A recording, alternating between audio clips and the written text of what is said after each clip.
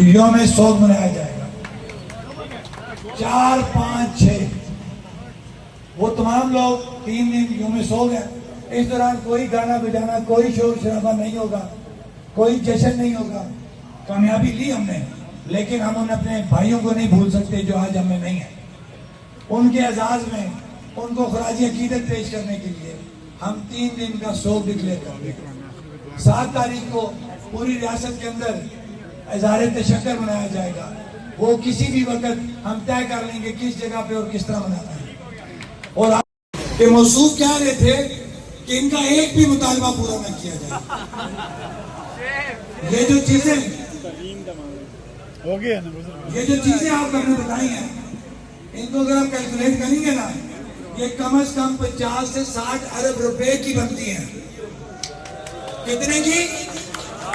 50 से 60 अरब रुपए की बनती हैं। किधर गया वो एक मुतालबे वाला हमारा सियासी अब आता हूं दूसरी तरफ। गो के चीजें अनाउंस नहीं करनी चाहिए, क्योंकि किसी जान का कोई नेवल बदल नहीं है। हम किसी माँ को उसका बेटा नहीं ला के दे सकते, किसी बाप को उसका बेटा नहीं ला के दे सकते, लेकिन हमारी ये जिम्मेदारी बनती थी कि अगर वो जान एक्शन कमेटी की काल के अंदर जाया हुई है, हमारा भाई शहीद हुआ, तो हम अपना किरदार अदा करें।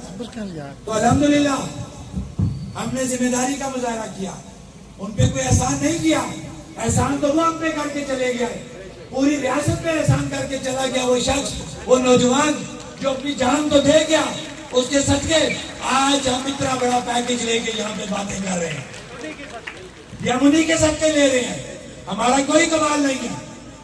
अल्हम्दुलिल्लाह हम ये ऐलान करवा के आ चुके हैं कि पिछली दफा तो हमने अपने एक शहीद के लिए 50 लाख रुपया लिया था।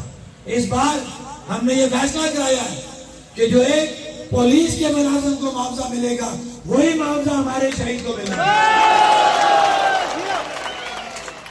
हम ये फैसला करा चुके हैं कि उस घर के अंदर किसी भी बच्चे को, बहन को, जो हमारा फैसला होगा उसको आप एक नौकरी भी देंगे, परमानेंट जॉब। ये तो हो गया हमारी उस कीमती जान जिसका कोई नहीं। क्या हम उस फैमिली को किसी रास्ते में अकेला मत छोड़ें। हम उन बहनों के भाई हैं, उस माँ के बच्चे हैं, उस बाप के बेटे हैं। अगर तुम्हारा वो बेटा नहीं रहा, हम वो फर्ज अदा करने की कोशिश करेंगे। आप अपने आप को अकेला मत समझना। इसी तरह हमारे वो नौजवान जिनको इस तहरीक के अंदर गोली लगी है और वो गोली से जख्मी हुए हैं, हर गोली से जख्मी होने वाले नौजवान के लिए 10-10 लाख रुपए का ऐलान करवाया। ये उस दर्द का मदावा नहीं है कि जिसको गोली लगी उसकी हड्डी डैमेज हो गई, जिसको गोली लगी उसका कंधा डैमेज हो गया। उसकी जो अजियत है ना गोली लगने से, हम उसका भी मदावा नहीं कर सकते। लेकिन हमने कोशिश की है कि हम जितना भी उनके साथ खड़ा हो सके हमें खड़ा होना चाहिए।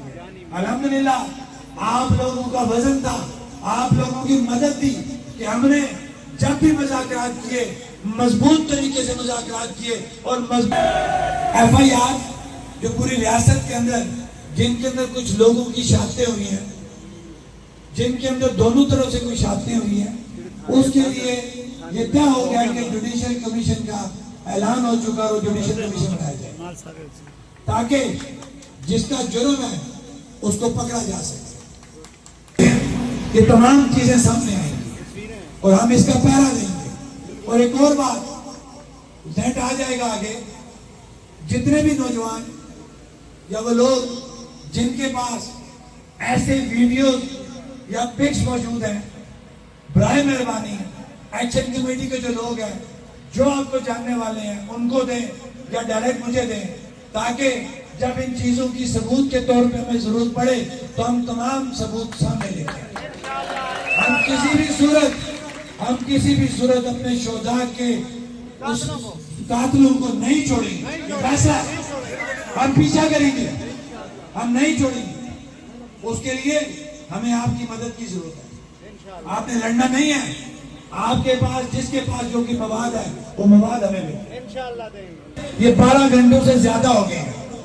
तो फिर जब बदगुमानी पैदा होती है तो आप कहते हैं कि बदगुमानी ना किया करो, हमसे पूछ लिया करो। तो पंडाल हमसे ये पूछ रहा है कि मोबाइल सर्विस क्यों नहीं अभी तक ऑन हो गई। तो बदगुमानी तो बनती है कि आपने हमें रात को ये कहा था कि हमने एप्लीकेशन फॉरवर्ड कर दिया है, 2 घंटे हो गए हैं, तो 12 घंटों के अंदर वो जो रिस्टोर हो जाएगी। तो 12 घंटों से ज्यादा हो गए हैं। तो मैं ये दोबारा हम्बल रिक्वेस्ट वाले करूंगा कि जो चीजें आप हमसे तय करते हैं उन चीजों पे मन हम अमल दरामद किया करें, ताकि फिर अवाम ना रहा करे, ताकि अवाम में और हमें कोई प्रॉब्लम ना हो। जब अवाम में और हमें कोई प्रॉब्लम होगी तो वो प्रॉब्लम आपको फेस करनी पड़ेगी। लिहाजा बिल्कुल इंटरनेट सर्विस को बहाल किया जाए।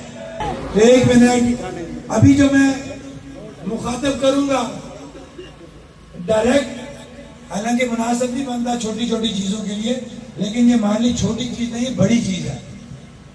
हसास अदारों को, इंस्पेक्टर जनरल पुलिस को, चीफ सेक्रेटरी को, कि रात को जब आपको क्लियर कट के बाद मैसेज कन्वे कर दिया गया था कि जितने भी गिरफ्तार शुदगान हैं उनको फिल्म और रहा किया जाए, आपने अभी तक रियासत भर के अंदर हमारे जितने भी नौजवान आपने गिरफ्तार किए थे अभी तक रिहा क्यों नहीं हुए?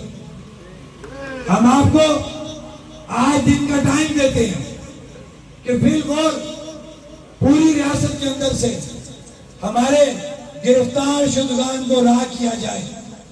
अगर आज रात तक हमारे गिरफ्तार शुदगान रिहा ना हुए तो यही पंडाल क्या ये मैंडेट देता है कि कल फिर हम किसी तरफ जा सकते हैं? अब ये छोटी सी चीज पे मैंने इतनी बड़ी बात कर ली क्योंकि कि ये जानबूझ के हमें तंग करने की कोशिश करते हैं। लेकिन एक बात ध्यान में रखो, हम बार बार तुम्हें कहते थे कि हमें अंडर एस्टिमेट ना करो, लोगों के गुस्से को मत आजमाओ, लेकिन तुम्हें हमारी बात समझ नहीं लगी। तुमने वही किया जो 2 दफा पहले किया, तुमने तीसरी दफा भी वही किया और तीसरी दफा फिर तुम्हें मुंह की खानी पड़ी। लिहाजा ये बात ध्यान में रख लो, अवाम जुड़ चुकी है, अवाम अपने बुनियादी हकूक का तहफ़्फ़ुज़ जान चुकी है। मैं बड़ी बात नहीं करता, लेकिन अल्लाह की मदद से, अवाम की जुर्रत से मैं उन अदारों को, उन हुक्मरानों को ये मैसेज देना चाहता हूँ कि हमारे साथ जो चीजें तय की गई हैं, फिलफौर हमारे गिरफ्तार शुदगान को रिहा किया जाए। कल हम आपसे फिर गिला आपका हम पे कोई नहीं होगा। अदा किया कि शुरू में हमें प्रॉब्लम था और जब से वो साउंड लेके आए हमारा ये मसला हल हुआ। इसी तरह ये मेरे सामने भाई बैठे हैं, आपका शुक्रिया कि आप लोगों ने जिम्मेदारी का मुजाहरा किया। हमारे रावला कोर्ट से आए हुए लोग जो मेरे सामने हैं, कोटली मंडोल से आए हुए लोग, पिंडर से आए हुए लोग, तमाम अपने भाइयों का शुक्रिया अदा करता हूँ जो पूरी रियासत के अंदर से यहाँ पे आए और इस वक्त मुजफ्फराबाद के अंदर मौजूद है। आप तमाम आपका बहुत बहुत शुक्रिया। तो इंटरनेशनल मीडिया जो इंतहाई मुश्किल वक्त में हमारे पास आया और उसने हमें कवर किया, उनका शुक्रिया। और मेरा यहाँ पे भाई है बासत, मैं उसका नाम लूंगा, बासत साहब, लेकिन बहुत बहुत शुक्रिया बासत साहब, ये यूट्यूबर है, इन्होंने इस तारीख पे बड़ा किरदार अदा किया। और अपने नीलम के लोगों तुम्हारा मौसम है राजा इफ्तिखार को तुम्हारा ये फर्ज बनता है कि यहाँ से जब निकलोगे उसको बाकायदा तौर पे रैली की शक्ल में नीलम लेके जाओगे। वो तुम्हारा चेहरा बन चुका है, वो नीलम वैली का चेहरा बन चुका है। राजा इफ्तिखार की जरूरतों को सलाम, उस जैसे दलेर शेर नीलम वैली में पैदा हो गए हैं। अब नीलम वैली के लोगों को कोई नहीं दबा सकता, उसके हकूक़ पे कोई डाका नहीं डाल सकता। वादा कर चुके हैं कि लॉकडाउन को खत्म करने का ऐलान किया जाता है। रियासत भर के अंदर और बिलखसूस मुजफ्फराबाद डिवीजन के अंदर लॉकडाउन को खत्म करने का ऐलान किया जाता है।